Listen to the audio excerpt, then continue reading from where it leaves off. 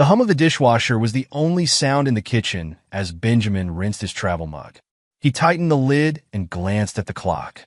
Morning routines in the Williams household were a well-oiled machine after 23 years of practice.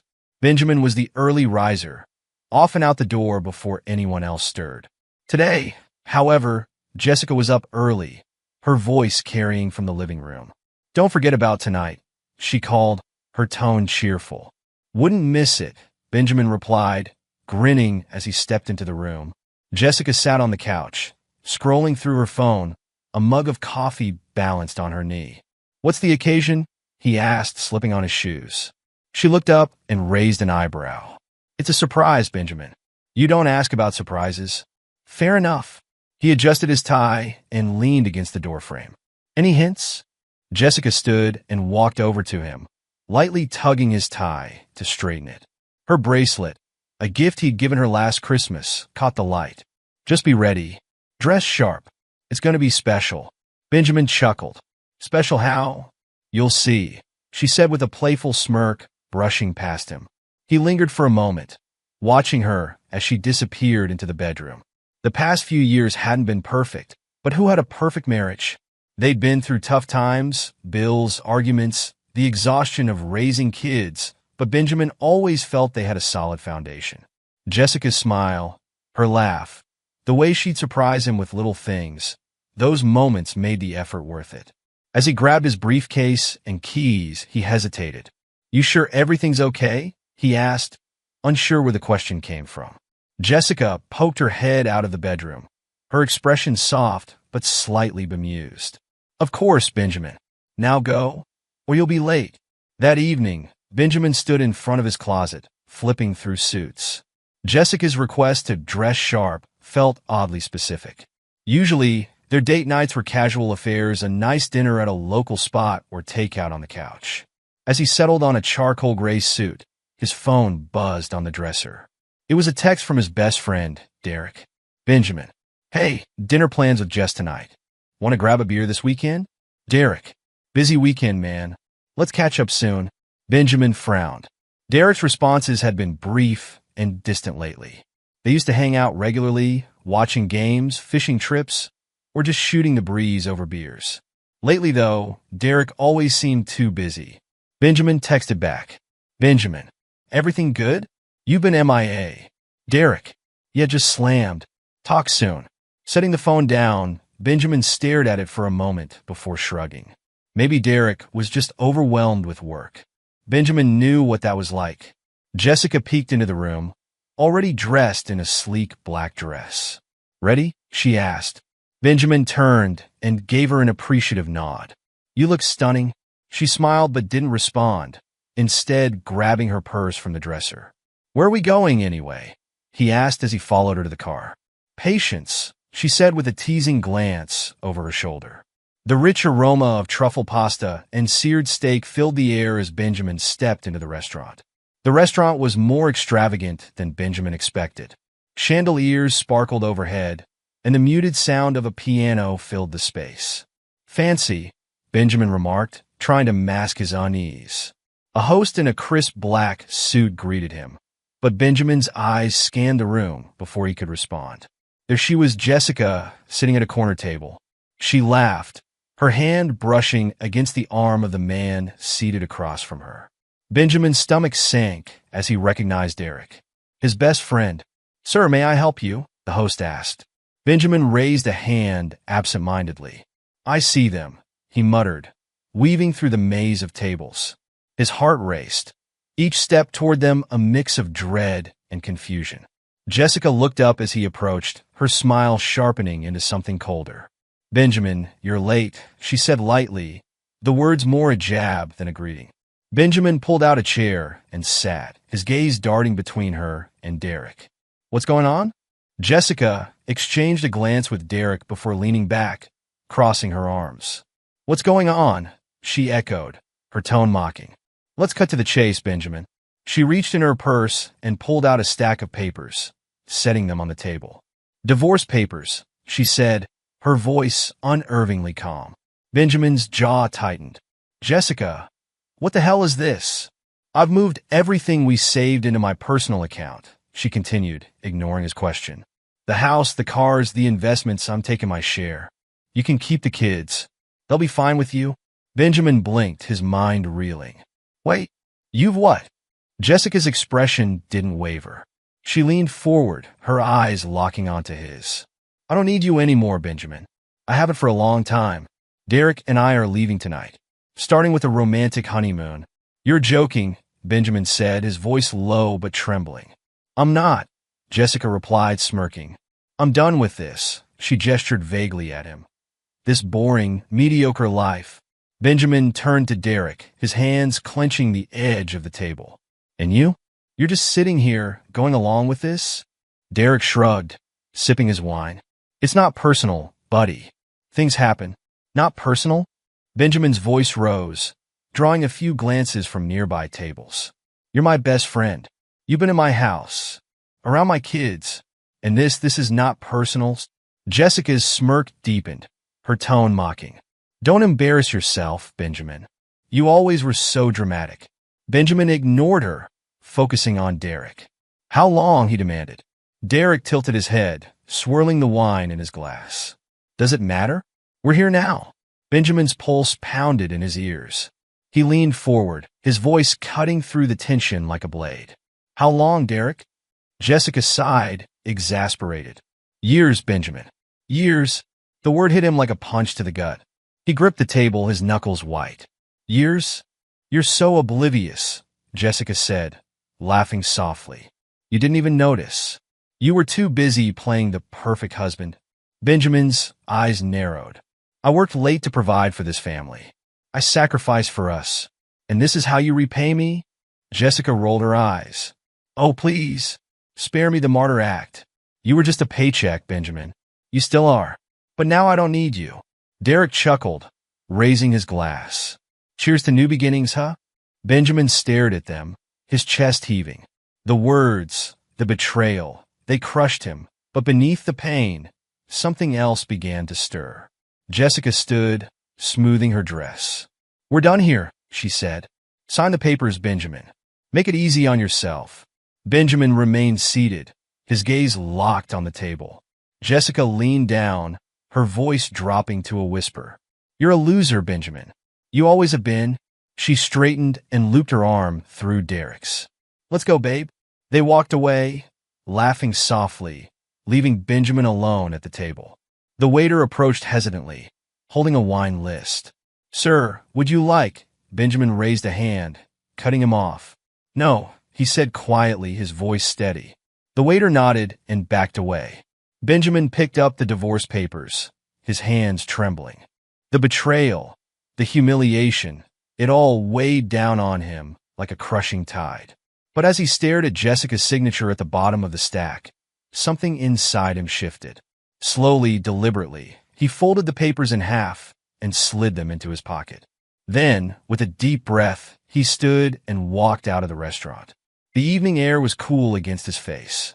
He stood on the sidewalk, his mind racing. The woman he'd loved for over 2 decades, the friend he'd trusted like a brother, they had betrayed him in the most brutal way possible. He glanced back at the restaurant, the faint glow of chandeliers visible through the window.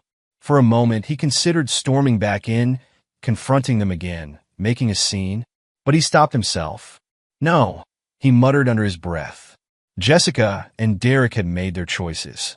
Now it was time for him to make his. Benjamin straightened his tie and began walking, his jaw set. If they thought he would crumble, they were wrong. If they thought this was the end, they had no idea what was coming. Benjamin spent the first few days after the restaurant disaster in a haze. The betrayal was a persistent weight pressing down on him. But even through the pain, one thing became clear. He couldn't let Jessica and Derek win. They had underestimated him, treating him like a doormat they could walk all over. They thought he'd crumble. They were wrong.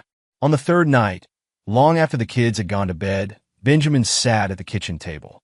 His laptop was open, and a stack of old financial documents was spread out before him. A mug of untouched coffee sat nearby, growing cold. He scrolled through the online banking statements, his jaw tightening as he confirmed what Jessica had said. She had indeed drained their joint account, every penny. Unbelievable, Benjamin muttered, his voice low. His mind raced. Jessica had played her cards, but she didn't know the full deck. Benjamin had always kept a separate emergency fund, one she wasn't aware of. It wasn't much, but it was enough to get started. Benjamin opened a spreadsheet and began typing furiously, making notes and calculations. His hands moved mechanically, but his mind was sharp, fueled by a mix of anger and resolve. By midnight, he had a plan sketched out. It wasn't perfect, but it was a start. He closed his laptop and leaned back, rubbing his temples. He knew this was just the beginning. The next morning, Benjamin made his first call to a lawyer, someone he'd found after hours of research. When the line connected, a calm, confident voice greeted him. "Jonathan Brooks, Family Law. How can I help you?"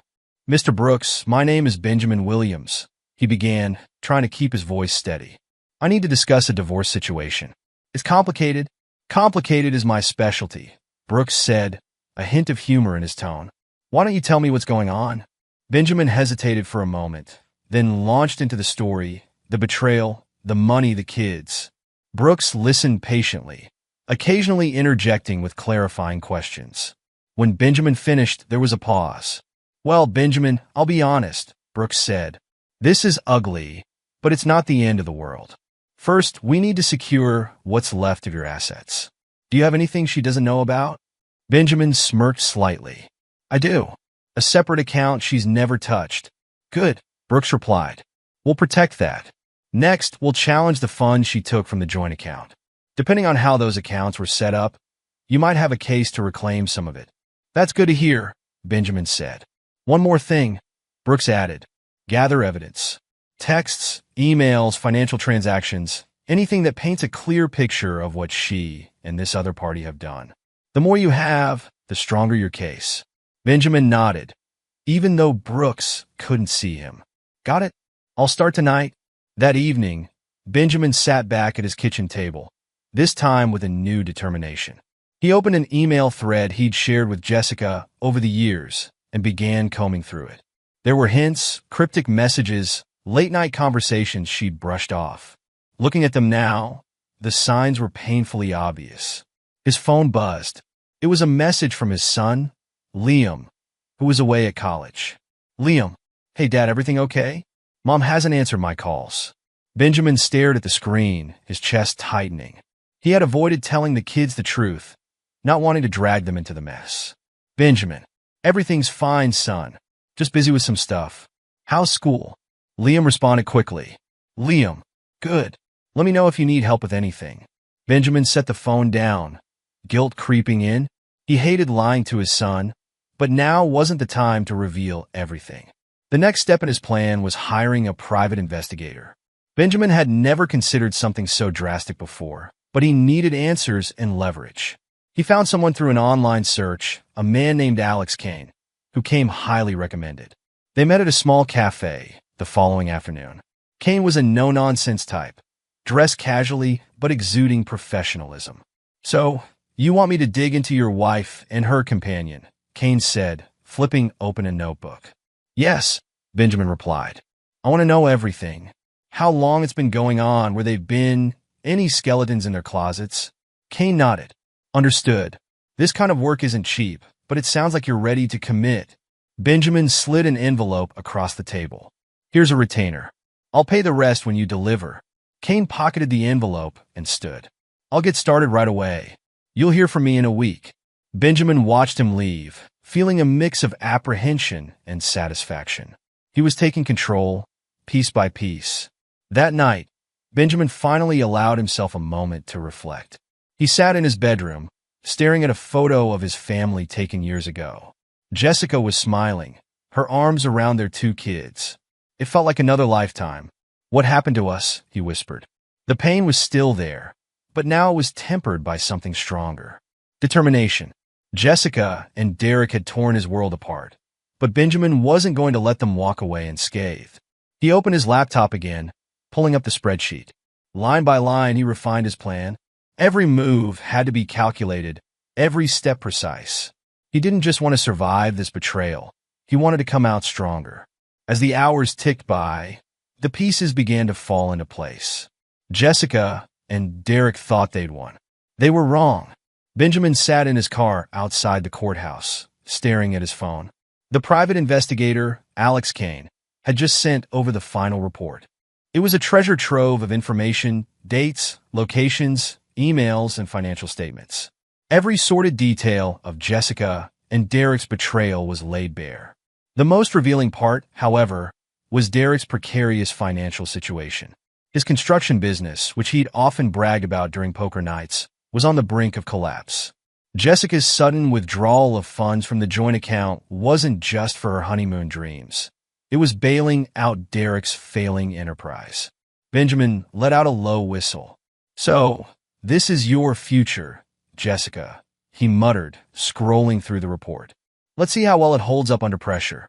That night, Benjamin drafted his first move.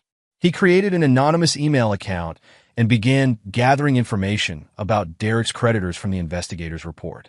Late into the evening, he composed a series of emails, each one tailored to the recipient. Subject: urgent financial irregularities in Derek Holden's business. The emails detailed questionable transactions, unfulfilled contracts, and mounting debts, all backed up by the evidence Alex had gathered. Benjamin attached scanned copies of invoices and receipts that showed discrepancies. Once satisfied, he leaned back in his chair, reviewing the plan. "You built your empire on lies, Derek," Benjamin said under his breath. "Let's see how long it lasts." He clicked send. 2 days later, Benjamin received his first confirmation. An article in the local business journal reported that Derek's assets had been frozen due to an investigation launched by his creditors. A small, grim smile tugged at Benjamin's lips. He knew this was just the beginning. He texted Alex. "Benjamin, Phase 1 complete. Keep digging on Derek and Jessica." Alex, "Got it. You'll have more by next week." Benjamin's next step was to use Jessica's infidelity against her in the divorce proceedings. He had already spoken to Jonathan Brooks, his lawyer, who had assured him that the evidence Alex had collected would be pivotal. At the first court hearing, Jessica entered the room with an air of confidence, her high heels clicking against the polished floor. Derek wasn't with her, and Benjamin could only guess why. Perhaps he was too busy trying to save his crumbling business. "Benjamin," Jessica said as she passed him, her tone dripping with condescension. "Let's make this quick. I have plans later." Benjamin didn't respond, merely nodding to Jonathan, who sat beside him. When the judge entered and the session began, Jonathan wasted no time presenting the evidence. Emails and text messages between Jessica and Derek were projected on a screen, along with financial statements showing the transfers Jessica had made. Jessica's smug expression faltered as the judge leaned forward. "Mrs. Williams, can you explain these transactions?" the judge asked, his tone stern. Jessica stammered, glancing nervously at her lawyer. Those were personal expenses. And this correspondence," Jonathan said, scrolling to an incriminating text exchange. "Can't wait to start our new life. Benjamin will never see it coming. Do you deny sending this?" Jessica's face turned crimson. No further questions," Jonathan said smoothly, sitting down. By the end of the hearing, the judge ruled that Jessica was entitled to nothing more than what she had already taken. Benjamin would retain full custody of their children and ownership of the family home. Outside the courtroom, Jessica caught up to him, her heels clacking against the tiled hallway. "Benjamin, wait," she called, her voice strained. He stopped, but didn't turn. "What is it, Jessica?"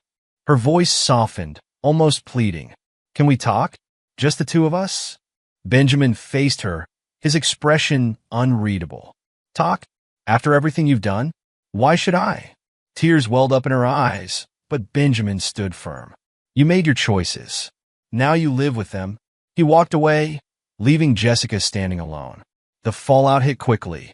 Derek's creditors began repossessing his assets, cars, equipment, even his office space. Jessica, now left without the financial cushion she'd relied on, began to feel the weight of her decisions. Benjamin heard through mutual acquaintances that the honeymoon had been canceled. Jessica and Derek were now living in a small apartment, a far cry from the luxury she had envisioned. One evening, while Benjamin was helping his younger daughter with her homework, his phone buzzed. It was a call from Jessica. He hesitated for a moment before answering. "What do you want?" Benjamin asked, his tone cold. "Benjamin, she trailed off, her voice shaky. "I made a mistake." Benjamin's grip tightened on the phone. "You think?" "Please," she said, her voice breaking. "Can we just talk? For the kid's sake?" Benjamin took a deep breath, trying to keep his anger in check.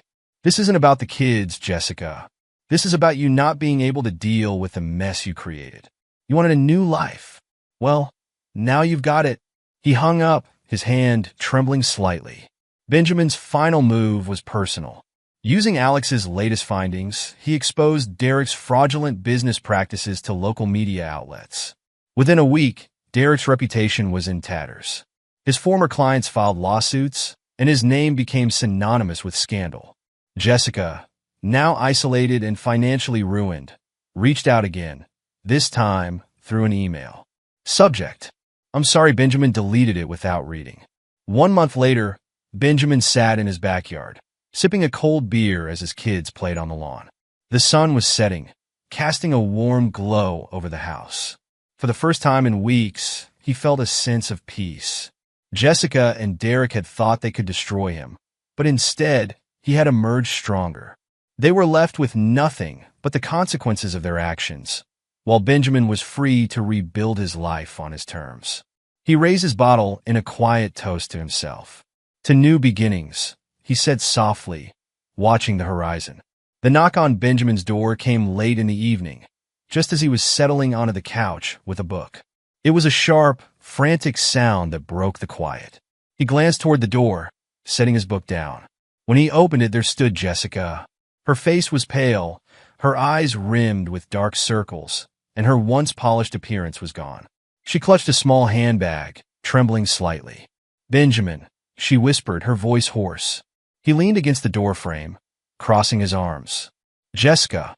She looked past him into the house, her eyes flicking to the warm glow of the living room light. "Can I come in?" "No," Benjamin said flatly. Her lips quivered, and tears welled up in her eyes. "Please, Benjamin, you have to help me. They've taken everything."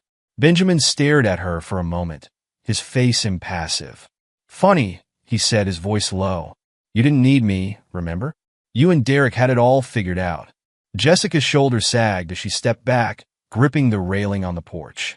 "I made a mistake," she said, her voice breaking. "A huge mistake." "I know. I didn't think." "You didn't think at all," Benjamin interrupted, his tone sharp. "You gambled everything we built for some fantasy, and now that it's gone, you want to come back?"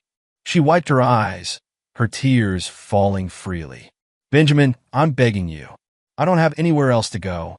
Benjamin exhaled slowly, studying her.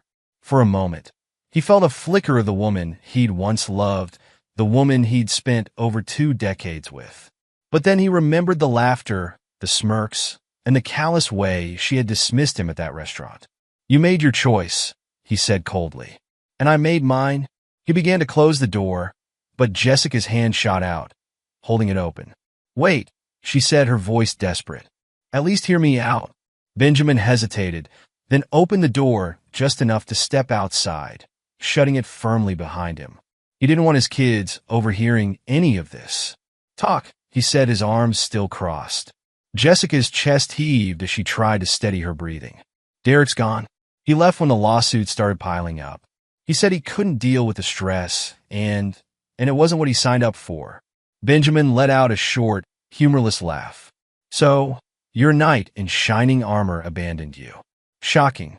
I was wrong about him," she admitted, her voice barely above a whisper.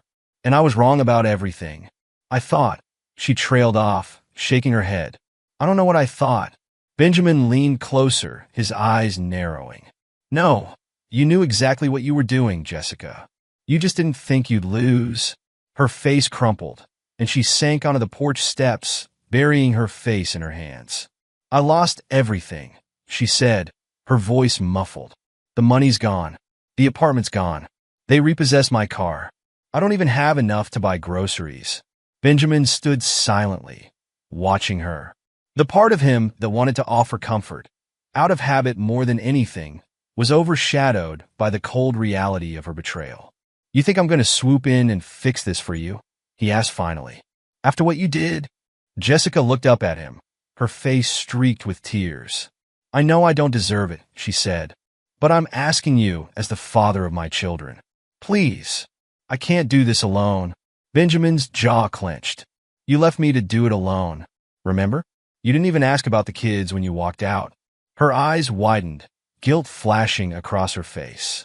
I was selfish, she stammered. I wasn't thinking straight. But I'm here now. And what am I supposed to do with that? Benjamin asked, his voice rising. You think you could just waltz back into my life because you've hit rock bottom? You think that erases everything you've done? Jessica flinched at his tone, but didn't respond. Benjamin took a step back, shaking his head. You're on your own, Jessica. Just like you wanted. He turned and walked back to the door. Wait, she called after him, standing abruptly. Benjamin, please. For the kids.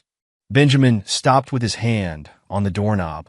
He turned slowly, his expression hard. The kids are fine. They don't need you dragging them into your mess. And neither do I. With that, he opened the door, stepped inside, and closed it firmly behind him. Inside, Benjamin leaned against the door, his heart pounding. He took a deep breath, forcing himself to calm down. Jessica's pleading face lingered in his mind, but he shook it off. He wasn't going to let her manipulate him again. Dad, a voice called from the hallway. Benjamin looked up to see his daughter, Sophie, peeking around the corner. Who was that? Just someone I used to know, Benjamin said, offering her a reassuring smile. Nothing to worry about. She nodded, trusting his words, and went back to her room. Benjamin walked to the kitchen and poured himself a glass of water. He stared out the window, watching the stars flicker in the night sky. A part of him wondered what would become of Jessica, but he quickly pushed the thought away. She had made her bed. Now she had to lie in it. For the first time in months, Benjamin felt a strange sense of closure. Jessica had come back, but he had stood his ground. He didn't need her anymore, and he wasn't about to let her back into his life. He took a sip of water, set the glass down, and turned off the kitchen light. Tomorrow was a new day, and he was ready to face it. Alone, but at peace. The morning sun filtered through the blinds as Benjamin stretched in bed, the warmth of contentment settling over him. It had been 3 years since his life had imploded, but those days felt like a distant memory now. The path to rebuilding hadn't been easy, but with time and determination, Benjamin had created something better, something worth living for. Benjamin first met Mila at a charity event hosted by a mutual friend. He had reluctantly agreed to attend, prodded by his coworker, Ben, who insisted it would be good for him to get out more. You can't keep burying yourself in work, man, Ben said, handing Benjamin a beer. Just go. Worst case, you have some free food and wine. Benjamin had rolled his eyes, but eventually relented. He arrived at the event, blending into the crowd as he sipped his drink and wandered through the art displays. That's when he spotted Mila, standing by a painting, her head tilted as she studied the brushstrokes. You seem really into that one, Benjamin said, stepping beside her. She turned, her auburn hair catching the light. It's fascinating, isn't it? The artist captured so much emotion with so little detail. Benjamin glanced at the painting, a simple landscape, and chuckled. I'll take your word for it. I'm more of a paint-by-numbers guy. Mila laughed, a sound that instantly put him at ease. Well, lucky for you, I'm a great art guide. Stick with me, and you might learn something. Their conversation flowed effortlessly, and by the end of the evening, Benjamin found himself smiling in a way he hadn't in years. They exchanged numbers, and over the next few months, their connection deepened. Mila was different from Jessica in every way. She was kind, thoughtful, and most importantly, honest. She didn't play games or keep secrets. Early on, she sensed Benjamin's hesitation and gently addressed it. I know you've been hurt, she said one evening as they walked through the park. But I'm not her, Benjamin. You don't have to be afraid with me. Benjamin stopped, looking into her warm brown eyes. I know, he said quietly. It's just hard to let go of everything sometimes. You don't have to let go all at once, Mila replied. Just let me help carry it with you. That moment marked a turning point for Benjamin. He began to trust again, allowing Mila into the parts of himself he'd kept hidden. Together, they built a relationship rooted in mutual respect and understanding. Meanwhile, Jessica and Derek's lives had taken a downward spiral. The weight of their choices bore down on them, fracturing whatever spark they once shared. Derek's financial ruin left him bitter and resentful, and their arguments grew increasingly volatile. "You said this would work," Jessica shouted one evening, slamming a cheap glass down on their rickety kitchen table. They were living in a small apartment now, their surroundings a stark contrast to the life of luxury they'd envisioned. "I didn't see you complaining when you were spending the money," Derek shot back, pacing the room. "You knew exactly what you were getting into." Jessica buried her face in her hands, her voice trembling. "I thought we'd have a future. I didn't think it would end like this." Derek sneered. "Maybe you should have stayed with Benjamin. At least he had some stability." Jessica looked up, her eyes flashing with anger. "Don't you dare bring him into this. You're the one who promised me everything." Their shouting matches became routine, each one chipping away at the remnants of their relationship. Eventually, Derek left, leaving Jessica alone to face the consequences of their actions. Benjamin heard about Jessica's struggles through mutual acquaintances. She had taken a series of low-paying jobs and was living paycheck to paycheck. Once, he saw her at a grocery store, her cart filled with discounted items. She didn't see him, and he didn't approach her. Seeing her like that stirred something inside him. Not pity, but a strange sense of closure. She had made her choices, and now she was living with them. Benjamin and Mila's relationship blossomed over the years. They took trips together, from quiet weekends in the mountains to bustling city getaways. Mila quickly bonded with Benjamin's kids, treating them with the same care and love she showed him. For the first time in a long time, their house felt like a home again. One evening, as they all sat around the dinner table, Sophie looked at Mila and said, "You make Dad happy." "I can tell." Benjamin glanced at Mila, his heart swelling. "She makes all of us happy," he said, reaching for her hand. Later that night, after the kids had gone to bed, Benjamin and Mila sat on the porch, watching the stars. "I don't think I've thanked you properly," Benjamin said, his voice soft. "For what?" Mila asked, leaning her head on his shoulder. "For being you," he said. "For giving me a second chance at happiness." Mila smiled. "You didn't need me to be happy, Benjamin. You just needed to remember how to let yourself feel it." Years later, Benjamin and Mila stood in their backyard, surrounded by friends and family. It was their wedding day, and the air was filled with laughter and the scent of fresh flowers. As Benjamin looked out at the smiling faces, he felt an overwhelming sense of gratitude. Life had thrown him into darkness, but he had emerged stronger, with a love he never thought he'd find again.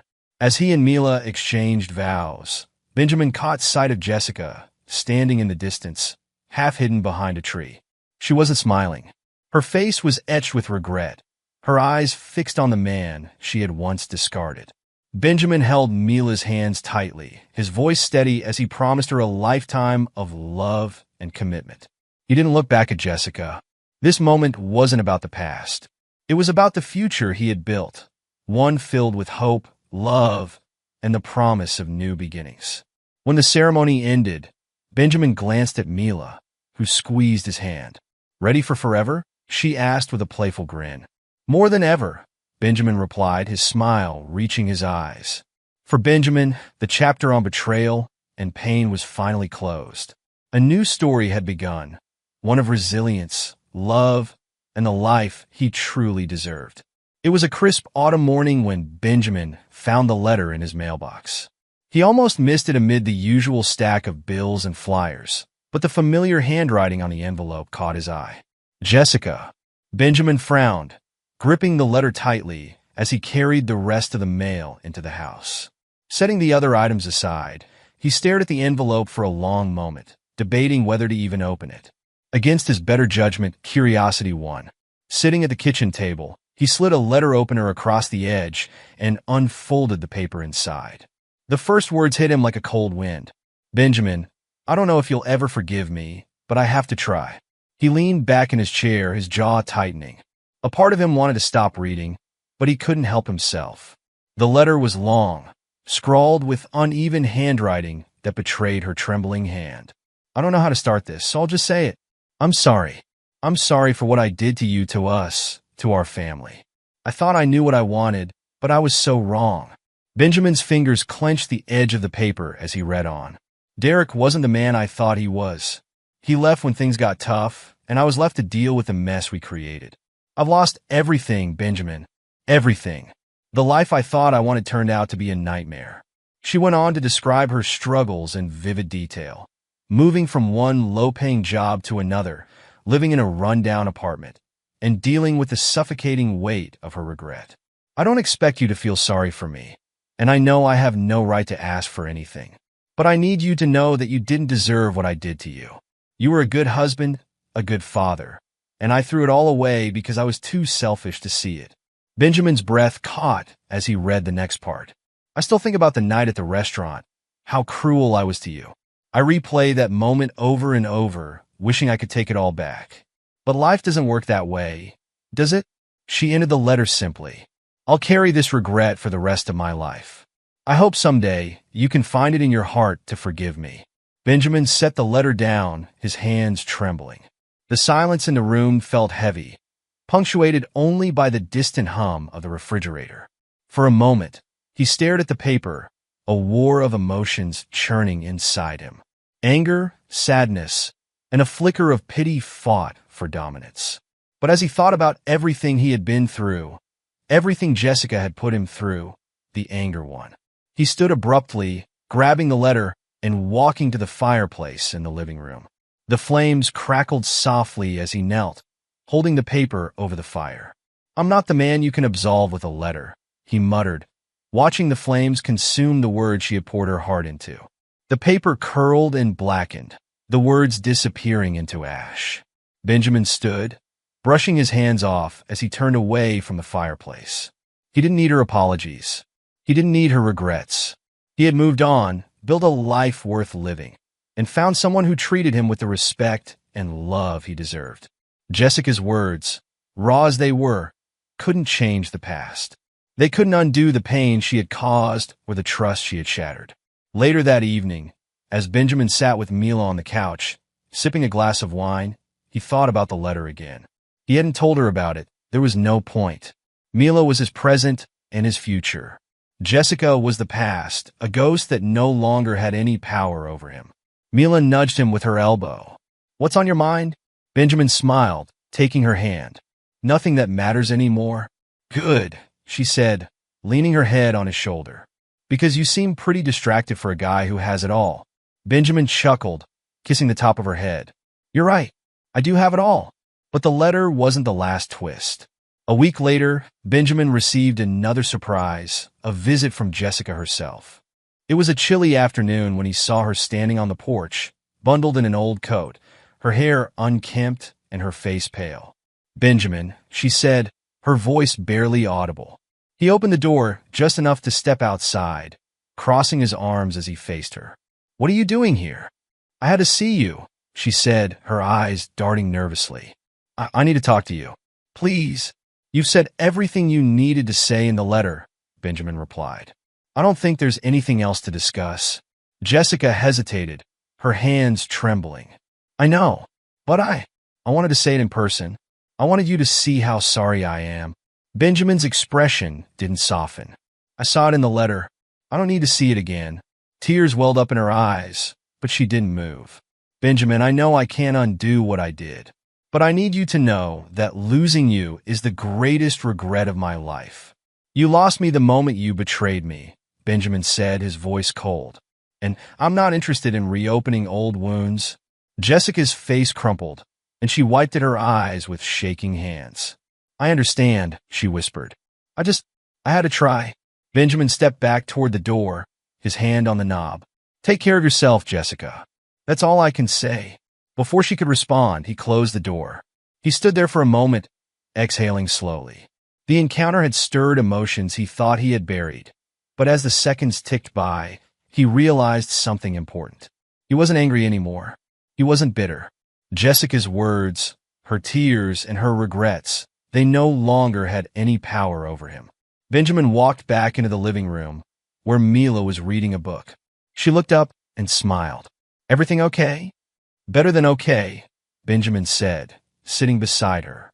It's perfect, and for the first time in years, he truly believed it. The sun dipped below the horizon, painting the sky in warm shades of orange and pink. Benjamin stood in the backyard of the home he shared with Mila, the soft hum of laughter from their children filling the air. The fire pit crackled in the center of the patio, casting flickering shadows over the group seated around it. Sophie was telling a story to Mila's daughter, Mia, who hung on her every word, while Alex roasted marshmallows with Mila's son, Jack. The blending of their families had been gradual but seamless, and tonight was one of those rare evenings where everything felt perfect. Benjamin leaned against the railing of the deck, sipping his lemonade. Mila joined him, carrying a plate of freshly grilled skewers. "You've been quiet tonight," she said, setting the plate on the small table beside him. "Everything okay?" Benjamin turned to her, a soft smile spreading across his face. "More than okay. Just taking it all in." Mila smiled back, resting her hand on his arm.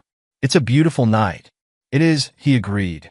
He glanced at the kids, their laughter filling the air. Sophie nudged Alex, who accidentally dropped his marshmallow into the fire, groaning in exaggerated despair. Mia giggled, offering him another one from the bag.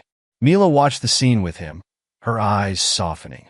"Do you ever think about the past?" she asked quietly, her tone thoughtful rather than probing. Benjamin considered her question, swirling his drink before answering. "I used to," he admitted. "A lot, actually, but not anymore." She tilted her head, studying his expression. "Not even a little?" He shook his head. "The past was necessary. It taught me what I deserved, what I didn't deserve, and how to rebuild. But I don't carry it with me anymore. That part of my life feels like it belongs to someone else." Mila reached for his hand, intertwining her fingers with his. "That's a good answer." Benjamin chuckled. "It's the truth." As the evening wore on, the family gathered closer around the fire. The kids had shifted their focus to making s'mores, a chaotic yet cheerful operation that left melted chocolate and marshmallow on nearly every hand and face. Mila leaned over to Benjamin, whispering, "I think we need to hose them all down before they come back inside." "Agreed," Benjamin said, grinning. "But it's worth the cleanup. They're having a blast." Sophie held up her creation triumphantly. "Perfect s'more," she declared, only to have it collapse in her hand. She groaned, and everyone burst into laughter. Mila shook her head. "She's got your persistence," she teased. Benjamin smirked. "And my lack of coordination, apparently." Jack, who had been quietly working on his own, held up a meticulously crafted s'more. "This is how it's done," he announced, earning playful boos from Sophie and Alex. "Show off," Alex muttered, though he was laughing. Later, after the kids had gone inside to clean up, Benjamin and Mila stayed behind to extinguish the fire. The embers glowed faintly as Benjamin used a stick to spread them out, ensuring everything was safe. The cool evening breeze ruffled his hair, and for a moment he simply stood there, taking in the silence. Mila came up beside him, sliding her arms around his waist. "Penny for your thoughts?" He rested his hand over hers, his gaze on the glowing embers. "I was just thinking about how far we've come. This," he gestured toward the house and yard, "this life we've built, it's everything I didn't know I needed." Mila pressed her cheek against his back. "You deserve it, Benjamin. You deserve every bit of happiness." He turned to face her, his hands resting on her shoulders. "So do you, Mila? And I'm grateful every day that we found each other." She smiled up at him, her eyes shining in the dim light. "Me too." As they walked back toward the house, Benjamin's thoughts briefly drifted to Jessica and Derek. He didn't think of them often anymore, but when he did, it was with a sense of detachment rather than anger. He knew they had continued to struggle. Jessica had reached out once more, through a mutual acquaintance, but Benjamin had politely declined any contact. "Closure doesn't come from revisiting old wounds," he had told Mila at the time. "It comes from knowing you've moved on." And he had. Jessica and Derek were a painful chapter, but they were also a necessary one. Without them, he might never have discovered his own resilience or realized the kind of life he was capable of building. Inside, the kids were sprawled out in the living room, flipping through movie options for the night. The air was filled with a mix of playful arguments and laughter as they debated over what to watch. "Not that one," Alex groaned. "We've seen it a million times, but it's a classic." Sophie argued, crossing her arms. Jack raised an eyebrow. Defined classic. Mia rolled her eyes. Can we just pick something already? Benjamin and Mila exchanged amused glances. We should probably intervene before this turns into a full-blown war, Mila said, laughing. Benjamin grinned. Let's give them a few more minutes. They're bonding. Mila shook her head but didn't argue. Instead, she leaned into Benjamin's side as they stood in the doorway, watching their kids. The sight filled him with a deep, quiet joy, one that made him certain he was exactly where he was meant to be. Later that night, after the kids were asleep, Benjamin and Mila sat on the porch with cups of tea. The stars were bright against the dark sky, and the air carried the faint scent of the extinguished fire pit. Mila turned to him, her expression thoughtful. Do you ever wonder what life would have been like if things had gone differently? If Jessica hadn't, Benjamin shook his head before she could finish. No point wondering, he said. It didn't happen that way. And honestly, I'm glad it didn't. Mila raised an eyebrow. Glad? Benjamin nodded. If it had, I wouldn't be here with you. I wouldn't have this life, these moments. I wouldn't trade them for anything. Her smile was soft, her eyes glistening. You always know the right thing to say. He took her hand, brushing his thumb over her knuckles. It's not about saying the right thing. It's about meaning it. They sat in comfortable silence, the warmth of their connection enveloping them. The past no longer cast its shadow over Benjamin's heart. He had found peace, love, and a new beginning, a happily ever after he had never thought possible. As the night deepened, Benjamin looked up at the stars and thought, this is it. This is where I'm meant to be.